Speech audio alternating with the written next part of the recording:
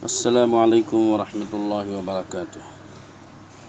نحمده ونصلي على رسوله الكريم اما بعد فاعوذ باللہ من الشیطان الرجیم بسم اللہ الرحمن الرحیم فاسألوا اہل الذکر ان کنتم لا تعلمون۔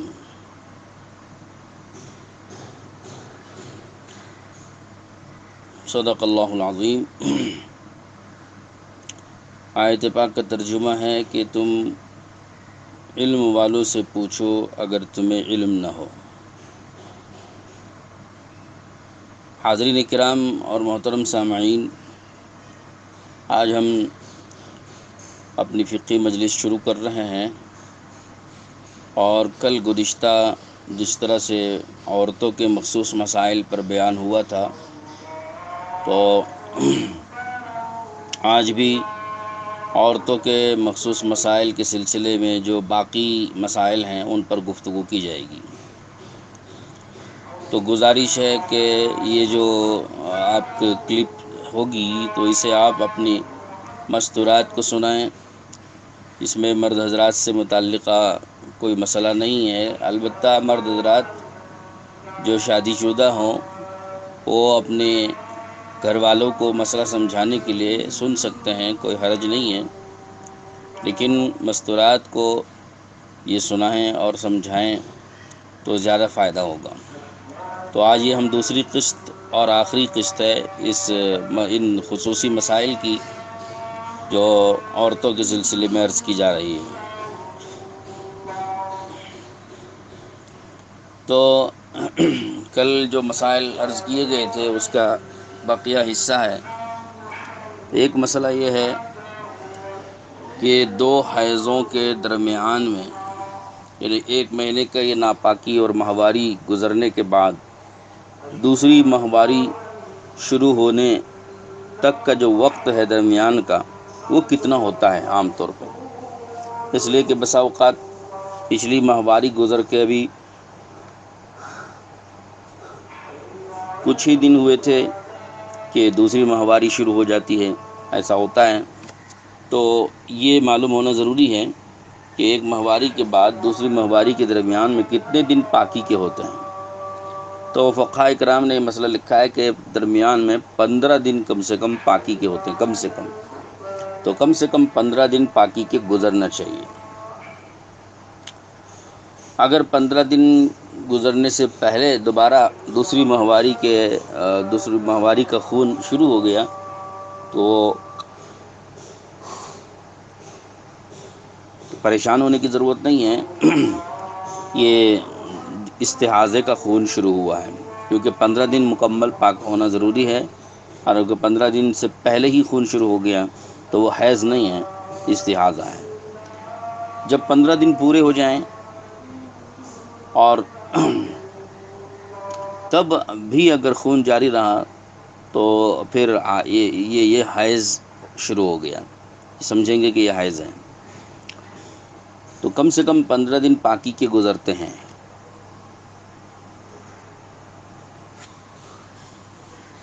اور زیادہ سے زیادہ پاک رہنے کی جو مدت ہے ایک ماہواری کے بعد، پاک ہونے کی، پاک رہنے کی، بغیر خون آئے پاک رہنے کی جو مدت ہے، اس کی زیادہ سے زیادہ مدت کی کوئی حد نہیں۔ 15 دن سے اوپر، 20 دن، 25 دن، 1 مہینہ، 2 مہینے، 6 مہینے، سالوں بھی پاک رہ سکتی ہیں۔ تو لہذا پاکی کی کوئی حد نہیں ہے، زیادہ سے زیادہ دن بھی پاک رہ سکتی ہیں۔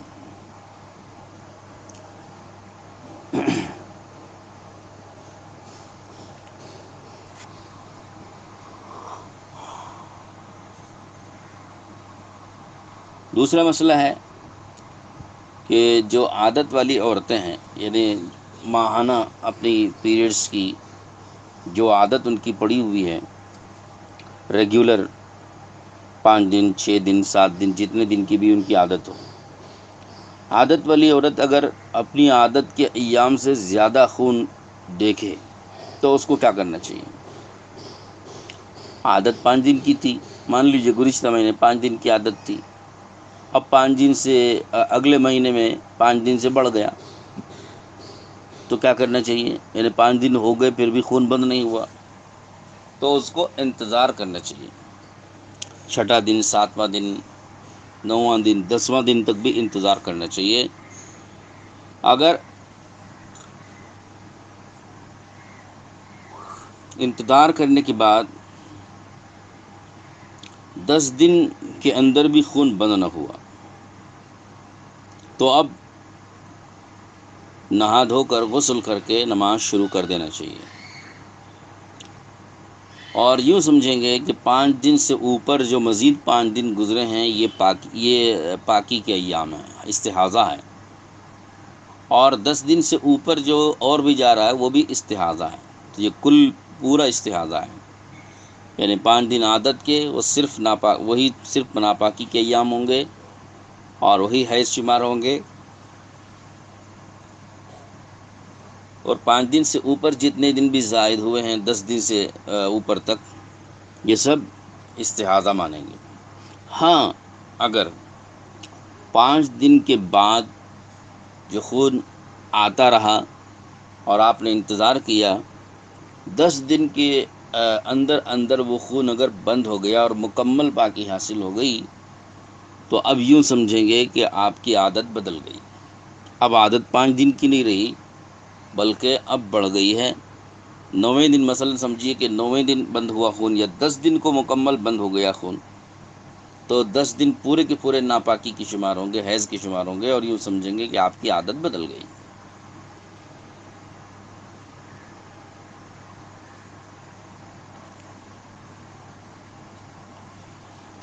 اسی طرح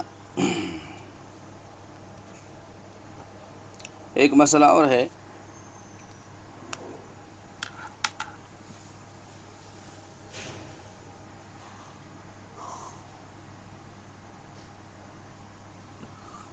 9 سال سے کم عمر کی جو بچیاں ہیں ان کو حیض نہیں آتا ہے۔ اگر وہ 9 سال سے کم عمر کی بچیاں کوئی خون اگر دیکھیں تو یہ خون حیض نہیں ہے، استحاضے کا خون ہے۔ اور اسی طرح سے حاملہ عورت حالت حمل میں ان کو بھی حیض نہیں آتا ہے، وہ تو آپ کو پتہ ہے، لیکن اگر وہ ان ایام میں خون دیکھیں تو وہ خون استحاضے کا ہے، حیض کا نہیں ہے۔ اسی طرح سے 55 سال کی عورت، بوڑھی عورت ہیں، 55 سال ہو چکی ہیں، تو اس عمر میں بھی حیض بند ہو جاتا ہے، اولاد بھی بند ہو جاتی ہے اور حیض بھی بند ہو جاتا ہے، حیض رک جاتا ہے، تو عموماً اس عمر کے بعد حیض نہیں آتا۔ اگر 55 سال کی عمر والی عورت کو حیض بند ہو جانے کے بعد، اس کو عائسہ کہتے ہیں، اس عورت کو عائسہ کہتے ہیں، یعنی مایوس، کہ اب یہ بچے اولاد سے مایوس ہو گئی، تو لہذا ان کا حیض بند ہو جانے کے بعد اگر دوبارہ کسی وقت میں خون دیکھ لیا تو تھوڑی سی تفصیل ہے، ذرا سمجھ کر آپ سنیں، یعنی غور سے سنیں۔ اگر اس 55 سال والی بوڑھی عورت نے یا اس سے زائد عمر کی بوڑھی عورت نے اگر کوئی خون دیکھا 55 سال کے بعد، تو اس میں تفصیل یہ ہے کہ اس خون کا رنگ کیسا ہے۔ اگر بالکل سرخ رنگ کا خون ہے یا بالکل سیاہ کالے رنگ کا خون ہے تو اس کو حیض کہیں گے، اور اگر دوسرا رنگ ہے، سبز ہے، زرد ہے، مٹیالہ یا خاکی رنگ کا ہے، مٹیالہ رنگ کا، تو اس رنگ کا جو خون ہے اگر وہ آتا ہے تو پھر اس کو استحاضہ کہیں گے۔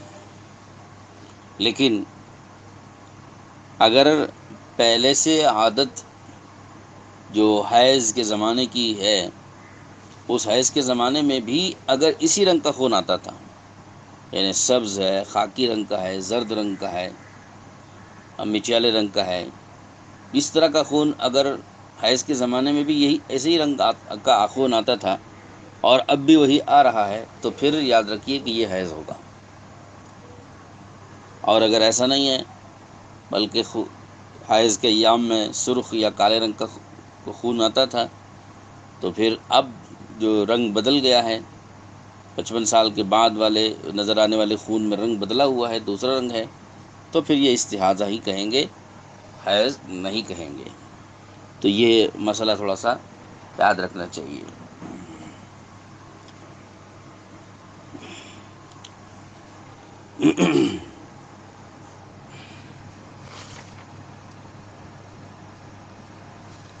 ولادت کے بعد جو خون نظر آتا ہے اس کو تو نفاس کہتے ہیں، ہم نے بتا دیا تھا کل مسائل اس کے، لیکن اس میں چند مسئلے اور رہ گئے۔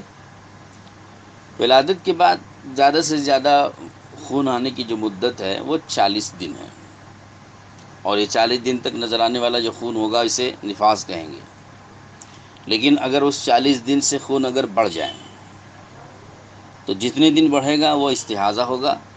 40 دن پر ان کو غسل کر کے نماز شروع کر دینا چاہیے۔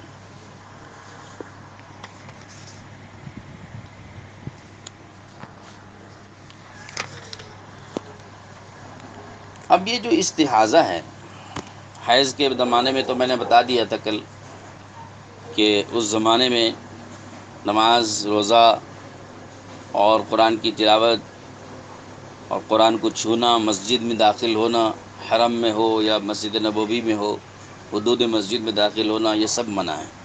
طواف بھی منع ہے حالت حیض میں۔ لیکن جو استحاضہ ہم نے جو کہا تھا، استحاضہ یہ بیماری کا خون ہوتا ہے، ماہواری کا خون نہیں کہلاتا ہے۔ استحاضے کے خون میں یہ سب چیزیں حرام نہیں ہیں۔ نماز ہو، روزہ ہو، حج ہو، طواف ہو، مسجد میں داخل ہونا، مسجد نبوی، حرم نبوی میں، اور قرآن پاک کو چھونا، یہ سب حرام نہیں ہے۔ قرآن پاک کا پڑھنا یہ بھی حرام نہیں ہے، بلکہ یہ سب جائز ہیں، بشرطے کہ وضو کر لیا جائے۔ وضو کرنے کے بعد ان کو یہ سب کام جائز ہیں۔ لیکن وضو کا طریقہ کیا ہے؟ اس میں طریقہ یہ ہے کہ ایک نماز کے لیے ایک وضو، ایک نماز کے وقت کے لیے ایک وضو۔ مثلا فجر کی نماز کے لیے وضو کیا تھا، تو جو صبح صادق سے فجر کی نماز کا وقت شروع ہوتا ہے، تو اس وقت میں وضو کر لیا، تو اس وضو سے سنت پڑھ سکتے ہیں، فرض پڑھ سکتے ہیں، قرآن پڑھ سکتے ہیں، بس تلاوت کر سکتے ہیں، قرآن چھو سکتے ہیں، اور یہ وضو رہے گا آپ کا صبح طلوع شمس تک، سورج طلوع ہونے تک یہ وضو برقرار رہے گا۔ درمیان میں اگر خون نکلتا رہے تو وضو نہیں ٹوٹے گا۔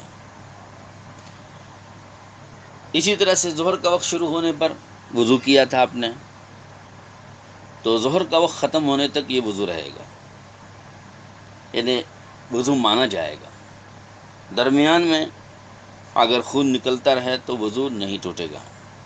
اب اس وضو سے آپ فرض پڑھیں، سنت پڑھیں، تلاوت کریں، نوافل پڑھیں، قضائے عمری پڑھیں، سب جائز ہیں۔ درمیان میں خون نکلتا رہے تو کوئی حرج نہیں ہے۔ لیکن جیسی مثلا عصر کا وقت آ جائے گا اور ظہر کا وقت نکل جائے گا، ظہر کا وقت نکل گیا، عصر کا وقت داخل ہو گیا، اب آپ کا وضو ختم ہے۔ عصر کے وقت کے لیے آپ کو دوبارہ وضو کرنا پڑے گا، دوسرا تازہ وضو کرنا پڑے گا، اور وہ وضو بھی غروب تک رہے گا۔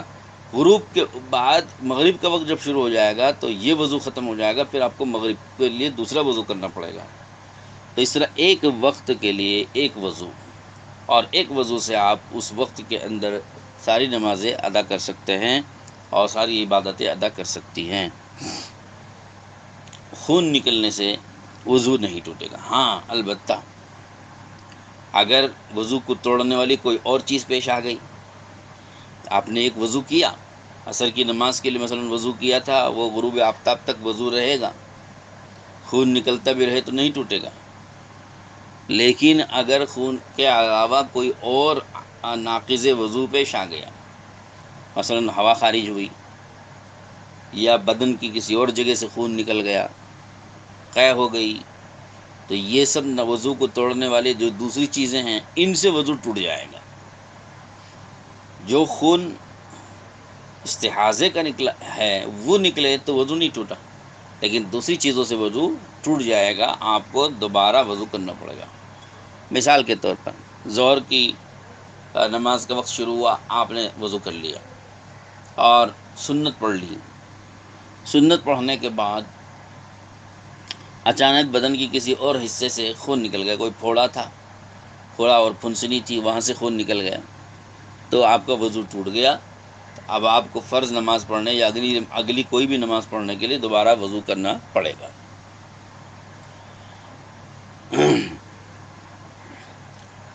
آپ نے فرض پڑھ لی، فرض کے بعد سنت پڑھنی تھی، ابھی فرض کے بعد سنت پڑھنے سے پہلے استحاضے والا خون نکل گیا، تو وضو نہیں ٹوٹا، آپ اسی وضو سے سنت پڑھ سکتی ہیں۔ تو یہ ہے فرق۔ تو یہ مسئلہ بہت سے کو شاید معلوم نہ ہو، اس لیے آپ یہ معلوم کر کے رکھ لیں۔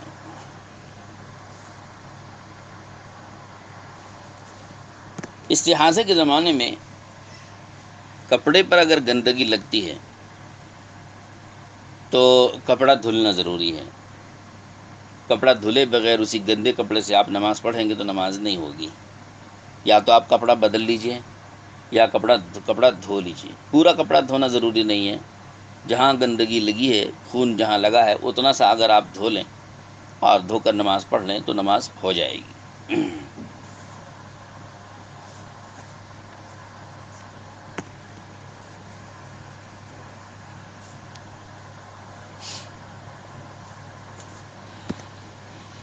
ایک مسئلہ اور ہے کہ تین چار روز ناپاکی تھی، یہ حیض کا مسئلہ ہے۔ 3-4 روز ناپاکی دیکھی، اس کے بعد بالکل سفیدی آ گئی، پاک ہو گئی پوری طرح سے۔ اب غسل کیا، غسل کر کے نماز شروع کر دی، 1-2 دن گزرے تھے، پھر خون نظر آنے لگ گیا۔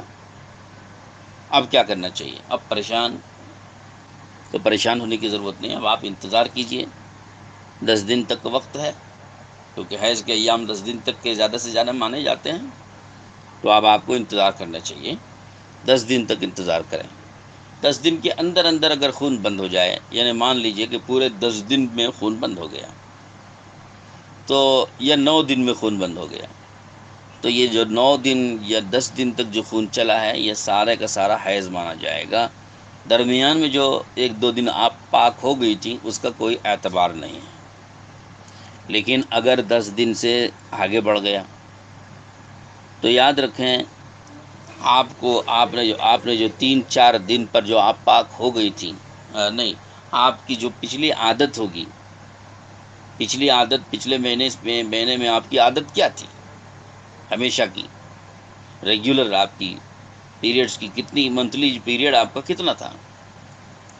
اگر آپ کا منتھلی پیریڈ 6-7 دن کا تھا، 5 دن کا تھا، تو یہاں 10 دن سے آگے بڑھ گیا ہے، تو ایسی صورت میں یہ جو 6-7 دن جتنا آپ کا منتھلی پیریڈ ہے، ریگولر عادت کا جو پیریڈ ہے، جتنے دن ہے، اتنے ہی دن آپ کے حیض کے ہوں گے۔ اور اس سے اوپر جو 10 دن کے بعد تک چلا ہے، مثلا 12 دن تک چلا ہے، تو یہ سارے کا سارا 6-7 دن کے بعد سے 12 دن تک کا یہ سارا استحاضہ کہلائے گا۔ اس استحاضے کے ایام کی آپ کو نمازیں قضا کرنی پڑیں گی، اور درمیان میں 1-2 دن جو پاکی تھی، اس کا بھی اعتبار نہیں ہوگا۔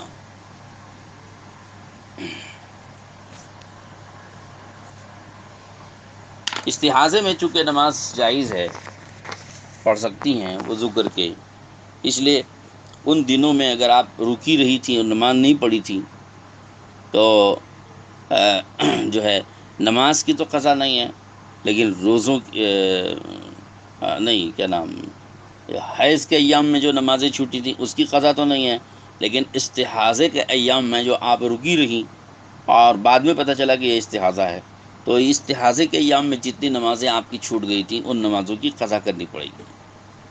تو یہ دھیان سے اور سمجھ کر کے اس مسئلے پر عمل کریں کہ حیض کے ایام میں جتنے دن کی نمازیں آپ کی چھوٹ گئیں، ان نمازوں کی قضا نہیں ہے۔ اللہ نے آپ کے لیے بڑی آسانی رکھی ہے، اللہ نے آپ پہ بڑا رحم کیا ہے، ورنہ عورتیں پریشان ہو جاتی کہ کہاں سے ہر مہینہ 8-8 دن 10-10 دن کی حیض کے ایام کی نمازیں کہاں سے دوبارہ قضا کرتی رہیں؟ تو بیچاری تو ان دنوں میں خود ہی پریشان رہتی ہیں، خون کے گزرنے کی وجہ سے خون کے ایام میں بے انتہا پریشان رہتی ہیں، تکلیف بھی ہوتی ہے بیچاریوں کو۔ تو اگر اس حیض کے ایام کی نمازیں بھی اگر قضا کرنا پڑ جاتا تو کتنا بڑا مشکل مسئلہ ہوتا۔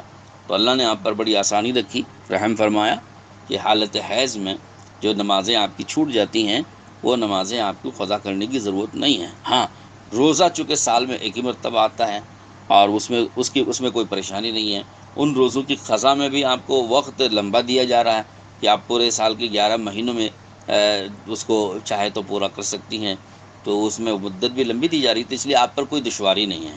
تو اگر حالت حیض میں روزہ چھوٹا ہے تو اس کی قضا آپ کو کرنی پڑے گی، نماز کی قضا البتہ نہیں ہے۔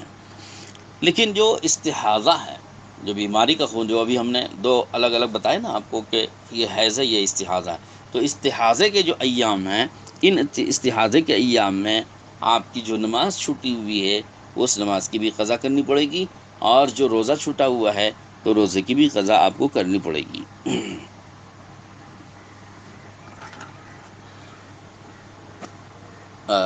ایک اور مسئلہ ہے اہم، وہ یہ ہے کہ بعض عورتیں جن کو حمل ٹھہر جاتا ہے تو وہ کبھی پریشانی میں آ جاتی ہیں، طبیعت ان کی کچھ ایسی خراب ہوتی ہے، مجبوری ایسی ہو جاتی ہے کہ ان کو حمل ساقط کرنا پڑ جاتا ہے یا خود ساقط ہو جاتا ہے۔ تو اب حمل ساقط کر دینے کے بعد یا حمل ساقط ہو جانے کے بعد خود ساقط ہو جائے تو بھی، یا ساقط کر دیا جائے تو بھی، دونوں صورتوں میں ابورشن کے لیے ڈاکٹرز وہ نصیحت کرتے ہیں کہ ابورشن کرنا پڑے گا، یعنی حمل کی صفائی کرنی پڑے گی۔ ابورشن کا جو ہے مطلب ہوتا ہے حمل میں اگر کچھ پچھلے حمل کے کچھ مادے، ذرات، گندگی اس میں اگر حمل میں ٹھہری ہوئی ہے تو اس کی صفائی ہو جاتی ہے، پورا صاف کر دیا جاتا ہے تاکہ آپ کا حمل کو ڈسٹرب نہ کرے، اگلے حمل کے لیے وہ حمل پاک اور صاف رہے۔ یہ مطلب ہوتا ہے ابورشن کا۔ تو اب ابورشن کیا گیا تو ابورشن کرنے کے بعد لازمی طور پہ پھر ڈسٹرب ہوتا ہے، خون میں ڈسٹربنس ہوتا ہے، بہت ہوتا ہے، اور اس میں عورتیں بعض دفعہ پریشان بھی ہو جاتی ہیں۔ تو اس مسئلے میں بھی آپ کو یاد رکھنا چاہیے کہ اس کا کیا مسئلہ ہے۔ تو ابورشن کرنے کے بعد، یا ابورشن آپ نے نہیں بھی کیا، گھر پہ ہی رہ گئے اور پوری طرح سے حمل ساقط ہو کے صفائی ستھرائی آپ کو حاصل ہو گئی، اللہ کرے جو بھی صورت پیش آئی ہو، حمل گر گیا، تو ایسی صورت میں یہ دیکھا جائے گا کہ وہ حمل کتنے مہینے کا تھا۔ اگر 4 مہینے سے کم مدت کا تھا تو ابھی اس میں جان نہیں پڑی تھی، کیونکہ شرعی اعتبار سے جو روح ڈالی جاتی ہے بچے کے بدن میں اور جسم میں، وہ 4 مہینے گزرنے کے بعد، 4 مہینے جب پورے ہو جاتے ہیں تو پھر اس بچے کی بدن میں روح ڈالی جاتی ہے اللہ کی طرف سے۔ اس سے پہلے وہ روح اس میں نہیں ہوتی، اگرچہ کہ وہ حمل زندہ رہتا ہے، یعنی اس میں زندگی رہتی ہے، جان رہتی ہے۔ جیسے ہر چیز میں جان ہے، پتھر میں بھی تھوڑی بہت جان رہتی ہے، یہ جو خون ہے اس میں بھی تھوڑی بہت جان ہے، اور یہ جو پانی بہتا ہے اس میں بھی تھوڑی بہت جان ہے۔ دنیا میں ہر چیز میں اللہ کی طرف سے جان رکھی ہے کچھ نہ کچھ، لیکن وہ بے شعور جان ہے، وہ روح اس کے معنی میں نہیں ہے، جو معروف روح ہوتی ہے جس سے زندگی انسان کو ملتی ہے، وہ روح اس میں نہیں ہوتی۔ تو 4 مہینے کے بعد وہ روح ڈالی جاتی ہے۔ تو 4 مہینے سے کم مدت کا جو بچہ گرے یا گرایا جائے، ابورشن ہو، تو اس کے بعد جو خون آئے گا تو وہ خون حیض شمار ہوگا، ہاں، تو اس میں وہ حیض شمار ہوگا۔ اور اگر 4 مہینے کے بعد کا حمل گرایا گیا، 4 مہینے پورے ہو چکے تھے، ایک دن بھی چاہے بڑھ گیا ہو، چاہے ایک دن بھی بڑھ گیا ہو، 4 مہینے سے ایک دن بھی چاہے بڑھ گیا ہو، لیکن بہرحال 4 مہینے پورے ہو گئے تو روح پڑ چکی ہے اب اس میں۔ اب اس میں روح پڑ گئی تو روح پڑ جانے کے بعد اگر حمل گرایا جائے اور اس کے بعد خون آئے تو وہ خون حیض نہیں ہے، بلکہ وہ نفاس کا خون ہے جو ولادت کے بعد آتا ہے۔ یوں سمجھیں گے کہ یہ بچے کی ولادت ہوئی ہے، اور ولادت کے بعد جو خون آتا ہے وہ خون ہے یہ نفاس والا خون۔ اب اس نفاس والے خون کی جو مدت ہے، ہم نے بتایا تھا آپ کو، زیادہ سے زیادہ 40 دن تک، اور حیض والے خون کی جو مدت ہے وہ آپ کو ہم نے بتا دیا ہے کہ کم سے کم 3 دن اور زیادہ سے زیادہ 10 دن تک۔ لیکن ہوتا یہ ہے عام طور پہ کہ ابورشن کرنے کے بعد یا حمل ساقط ہونے کے بعد جب خون آتا ہے تو وہ خون بہت دیر سے رکتا ہے، جلدی دکھتا نہیں ہے۔ اب ایسی عورت کو کیا کرنا چاہیے؟ تو میں نے عرض کیا تھا کہ اگر وہ نفاس والا خون ہے، یعنی 4 مہینے کے بعد والا حمل تھا، تب تو پھر ان کو 40 دن تک انتظار کرنا پڑے گا، ان کا وقت 40 دن تک ہے۔ اور اگر وہ 4 مہینے سے کم مدت کا حمل گرا ہے تو پھر ان کو 10 دن تک انتظار کرنا پڑے گا، کیونکہ زیادہ سے زیادہ حیض کی مدت 10 دن ہے۔ اگر 10 دن سے بھی زیادہ خون آتا ہے تو ایسی صورت میں جو عادت کے ایام ہیں اتنے ایام کو تو حیض کا مانیں گے اور بقیہ ایام کو استحاضہ کا مانیں گے۔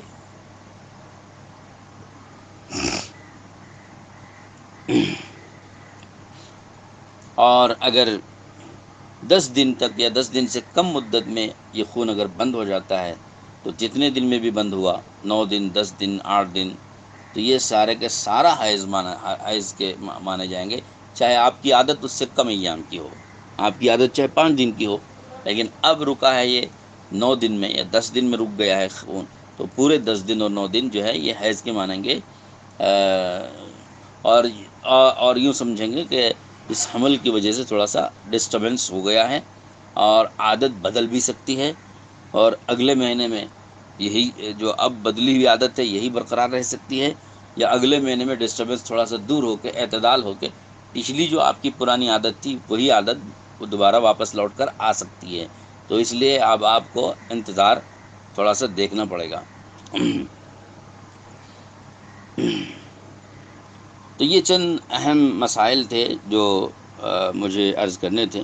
ایک بات اور رہ گئی، ناپاکی کے زمانے میں جو کپڑے استعمال ہوتے ہیں، حالت حیض میں جو کپڑے استعمال ہوتے ہیں، ان کپڑوں کا مسئلہ ایسا ہے کہ اگر وہ ان کپڑوں پہ کوئی خون کا دھبا لگا ہے تو وہ دھبا اگر آپ دھو دیں تو وہ کپڑے پاک ہیں۔ پاکی کے زمانے میں آپ ان کپڑوں کو پہن کے نماز پڑھ سکتی ہیں، لیکن اگر اس کپڑے پہ کوئی دھبا ہی نہیں لگا ہے تو صرف پہنے رہنے کی وجہ سے ناپاک نہیں ہوتے، ہاں، بلکہ وہ کپڑے پاک مانے جائیں گے۔ آپ اسے پاکی کے زمانے میں پہن سکتی ہیں، پہن کے نماز وغیرہ پڑھ سکتی ہیں۔ لیکن اگر کسی کو اطمینان نہیں ہوتا اور وہ اطمینان قلبی کے لیے اس کو پاک کر لینا چاہتی ہیں تو وہ پاک کر لیں، پاک کر کے جو ہے وہ کپڑے استعمال کریں۔ ایک آخری بات میں عرض کر کے اپنی بات کو مکمل کر دیتا ہوں۔ ان ناپاکی کے ایام میں، یعنی حیض کے ایام میں، جو ماہواری کے ایام ہوتے ہیں ہر مہینہ، ان ماہواری کے ایام میں چونکہ ہر مہینہ یہ ایام آتے رہتے ہیں، اور ان دنوں میں چونکہ آپ نماز نہیں پڑھ سکتے، عبادات وغیرہ نہیں کر سکتی، تو بغیر عبادت کے، بغیر نماز کے اتنے دن گزارنا، 3 دن 10 دن تک گزارنا، 3 سے 10 دن تک گزارنا بغیر عبادتوں کے، بعض عورتوں پہ تھوڑا سا شاق گزرتا ہے۔ اور گھروں کے ماحول میں بھی بچے ہوتے ہیں تو بچوں کو بھی اشکال ہوتا ہے کہ اماں نماز کیوں نہیں پڑھتی ہیں، اور بچوں کو نماز کی عادت ڈالنی ہوتی ہے تو ماں باپ کی عادتوں کو دیکھ کر بھی وہ سیکھتے ہیں۔ تو جب ان ایام میں عورتیں نماز بھی نہیں پڑھ رہی ہوں گی تو وہ سمجھیں گے کہ یہ نماز چھوڑتی ہیں اور نماز نہیں پڑھتی ہیں، یہ سوچ کر بھی بچے بھی نماز چھوڑنے کی ہمت کرنے لگ جاتے ہیں۔ ایسی صورت میں یہ علماء نے یہ بات لکھی ہے کہ ناپاکی کے ایام میں عورتوں کو کرنا یہ چاہیے کہ نماز تو خیر نہیں پڑھ سکتی لیکن وضو کر لیں، وقت آ گیا نماز کا تو عادت کے مطابق حسب عادت فوراً وضو کریں نماز کے وقت میں، اور مصلی بھی بچھا لیں، اور مصلی پہ بیٹھ کے وہ ذکر میں مصروف ہوں، دعا میں مصروف ہوں، تو بچوں کی بھی عادت برقرار رہے گی اور بچے یہ نہیں سمجھیں گے کہ یہ نماز نہیں پڑھتی ہیں۔ تو آپ جو ہے تھوڑا بہت اس وقت میں ایک تو اپنا بھی فائدہ ہوگا کہ آپ کی نماز کی عادت برقرار رہے گی، جو ہر دن وضو اذان ہوتے ہی فوراً جیسے وضو کر کے مصلی بچھا کے نماز پڑھ لیتی ہیں، وہ عادت برقرار رہے گی، عادت جو ہے ختم نہیں ہوگی، درمیان میں چند دن چک جانے کی وجہ سے سستی جو پیدا ہوتی ہے وہ نہیں ہوگی، اور دوسرا دیکھنے والے بچوں کو بھی یہ سمجھ میں آئے گا کہ یہ بھی کچھ نماز پڑھ رہی ہیں، تو کم سے کم بچوں کی تربیت کے لیے ان سے بھی یہ چیز اچھی اور مفید چیز ہے، تو اس کا خیال رکھا جائے۔ امید ہے، میں سمجھتا ہوں کہ آپ کی تمام مسائل پر گفتگو ہو چکی ہے۔ البتہ ایک بات اور مجھے یاد آئی، وہ یہ کہ غسل کرانے کے سلسلے میں، یعنی جو ناپاکی کے بعد غسل کرتے ہیں، تو وہ عام غسل ہے۔ میں نے کل بھی عرض کیا تھا کہ اس کے غسل کا کوئی خاص طریقہ نہیں ہے، عام غسل ہے۔ لیکن نفاس والا جو خون ہے، ولادت کے بعد جب پاکی حاصل ہوتی ہے، تو ولادت کے بعد 40 دن، جیسے چلہ جس کو کہتے ہیں، وہ چلے کے بعد کا غسل۔ حالانکہ یہ چلہ کرنا ضروری نہیں ہے، 10 دن میں پاکی حاصل ہو گئی، 15 دن میں ہو گئی پاک، ہاں۔ اب جس عورت کے بچہ پیدا ہوا، وہ اگر 10 دن 15 دن میں بھی پاک ہو گئی تو فوراً غسل کر کے نماز شروع کر دینا چاہیے۔ لیکن بعض عورتیں اپنے رسم و رواج کی وجہ سے 40 دن تک ویٹ کرتی ہیں، یہ غلط طریقہ ہے۔ 40 دن تک کی نمازیں سب کی سب ضائع ہو رہی ہیں، تو یہ صحیح نہیں طریقہ ہے۔ بہرحال ایک تو یہ عادت ہے، دوسری عادت یہ بھی ہے کہ جب وہ چلے کا غسل کراتی ہیں، ولادت کے بعد پاکی کا غسل جب کرتی ہیں، تو کرتی نہیں ہیں بلکہ کرائی جاتی ہیں، ان کو کرایا جاتا ہے غسل۔ وہ غسل میں بھی پتہ نہیں کیا کیا رسم و رواج ہیں کہ 40 کلیاں کراتے ہیں، 40 لوٹے پانی ڈالتے ہیں۔ کئی عورتیں مل کے غسل اتارتی ہیں، غسل کرتی نہیں بلکہ غسل اتارتی ہیں۔ ایک دن پہلے جو ہے وہ میلا پانی سے نہلاتی ہیں، دوسرے دن پاک پانی سے نہلاتی ہیں۔ یہ سب واہیات اور خرافات ہیں، یہ رسم و رواج ہیں، اس کی کوئی اصل اور اس کی کوئی بنیاد نہیں ہے۔ البتہ پاکی حاصل کرنے کے لیے، صفائی ستھرائی کے لیے ریٹھے اور سیگے کائی اور اسی طرح صابن مختلف قسم کا یہ استعمال کریں صفائی ستھرائی کے لیے، وہ الگ بات ہے، اس میں کوئی حرج نہیں ہے۔ لیکن غسل کرانے کے لیے عورتیں مخصوص اس کے لیے جو بلائی جاتی ہیں اور پھر خاص طریقے پر غسل کراتی ہیں، یہ سب فضول باتیں ہیں، واہیات ہیں، اس کی کوئی بنیاد نہیں ہے۔ خود عورتیں ماشاءاللہ سمجھدار عورتیں ہیں، اپنی جوانی سے غسل کرتی چلی آ رہی ہیں، تو ولادت کے بعد بھی خود غسل کریں گی اور کسی کو غسل کرانے کی ضرورت نہیں ہے۔ ہاں، جو کسی کو پیٹھ رگڑنے کی ضرورت پڑتی ہے تو وہ موٹے اور ایسی اگر بدن والے ہیں کہ جن کو موٹاپے کی وجہ سے ان کا ہاتھ پیٹھ تک نہیں جاتا ہے، تو پیٹھ رگڑنے کے لیے، وہ تو مرد ہوں یا عورتیں ہوں، بڑی عمر کے جو ہوتے ہیں ان کو سہارا تھوڑا سا دینا پڑتا ہے، مدد کرنی پڑتی ہے پیٹھ رگڑنے کے لیے۔ بچوں کے لیے بھی پیٹھ رگڑنے کے لیے عورتیں جاتی ہیں، تو یہ بات الگ ہے، اس میں ممانعت نہیں ہے۔ لیکن اس میں بھی ایک چیز یہ کہ سطر کھلا ہوا نہ رہنا چاہیے، مرد ہو یا عورت ہو، سطر کھلا ہوا نہیں چاہیے، اس لیے کہ سطر کھلے ہوئی حالت میں کوئی آئے حمام میں اور پیٹھ رگڑنے کے لیے اور ان کو سطر دکھائی دے تو یہ حرام ہے، جائز نہیں ہے، تو اس کا خیال کرنا چاہیے۔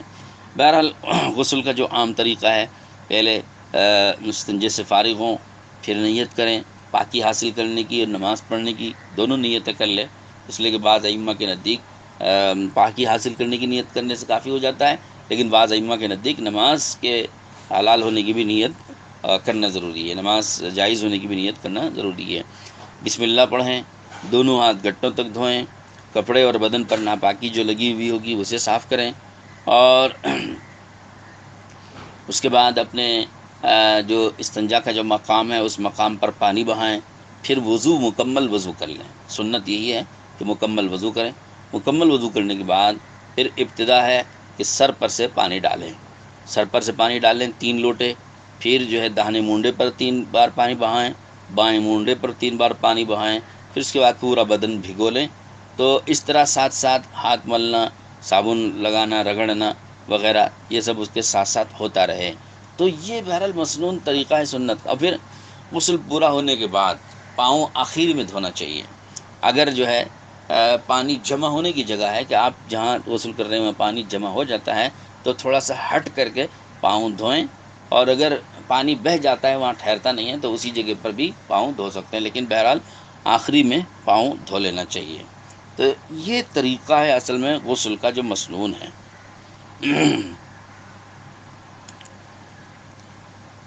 اگر آپ مکمل وضو نہیں کرتے ہیں تو فرائض 2 فرض ہیں، اس کا خیال رکھیں، 3 فرض ہیں، اس کا خیال رکھیں غسل میں۔ وہ یہ کہ آپ کو کلی بھی کرنا ہے، ناک میں بھی پانی ڈالنا ہے، پھر پورے بدن پر پانی بہانا ہے۔ تو کلی کرنا، ناک میں پانی ڈالنا نہ بھولیں اگر آپ مکمل وضو نہیں کر رہے ہیں تو، اور اگر آپ مکمل وضو کر لے رہے ہیں تو مکمل وضو میں ناک میں پانی بھی جا رہا ہے اور کلی بھی ہو رہی ہے، وہ کافی ہو جاتا ہے، فرائض ادا ہو جاتے ہیں۔ اب مکمل سر بدن پر پورے پانی بہا لیے جائیں تو کافی ہوتا ہے۔ الغرض یہ رسم و رواج سے جہاں تک ہو سکے آپ بچیں، علم کی روشنی میں زندگی گزاریں۔ علم سے جو ہے دل بھی روشن ہوتا ہے، عمل بھی روشن ہوتا ہے۔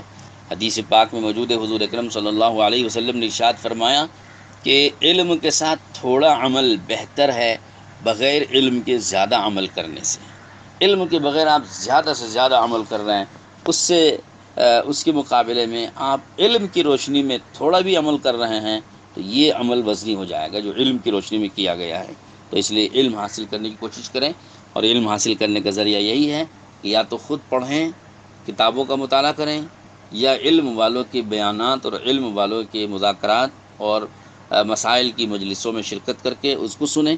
یہی علم کے حاصل کرنے کا طریقہ ہے، علماء کی مجلس میں شریک ہونا اور یا علم حاصل کرنے کے لیے مستقل جد و جہد کرنا۔ اللہ تعالیٰ توفیق دے۔ ہماری گزارش ہے سامعین اکرام سے کہ ان مسائل کو، خاص طور پر جو خواتین ہیں، وہ خواتین سے گزارش ہے کہ آپ کی ضرورت کے یہ اہم مسائل آپ نے تو سن لیے۔ خاندان کی بہت سی عورتیں ایسی ہیں، پڑوس کی بہت سی عورتیں ایسی ہیں، یا اپنی سہیلیوں میں بہت سی عورتیں ایسی ہیں جان پہچان والی میں کہ جن کو یہ مسئلے معلوم نہیں ہیں۔ آپ سے گزارش ہے یہ کلپ ہماری دونوں، آج کی اور کل کی دونوں، ایسی خواتین تک آپ پہنچائیں۔ چاہے تو آپ ان کو ترغیب دیجئے کہ اس کو سبسکرائب کریں تاکہ مستقل طور پہ ہمارے مسائل کی مجلس میں شرکت ان کی ہوتی رہے، یا جو ہے ان کی مرضی ہے کہ ایک آدھ مرتبہ سن لیں، جیسا بھی ان کی مرضی ہو۔ بہرحال آپ کو چاہیے کہ یہ مسائل دوسروں تک ضرور پہنچائیں اور دوسروں کو بھی شیئر کریں، اور دوسروں کو بھی اس پہ سن کر کے سمجھ کر اس کی روشنی میں عمل کرنے کی آپ ترغیب دیں۔ صرف آپ نے سن لیا، آپ نے ضرورت اپنی پوری کر لی، آپ نے خود علم حاصل کر لیا، لیکن دوسری عورتوں کو آپ نے یہ نہیں بتایا، تو ہمیں دوسری عورتوں کی جہالت پر رہنے پر ہم راضی ہیں گویا۔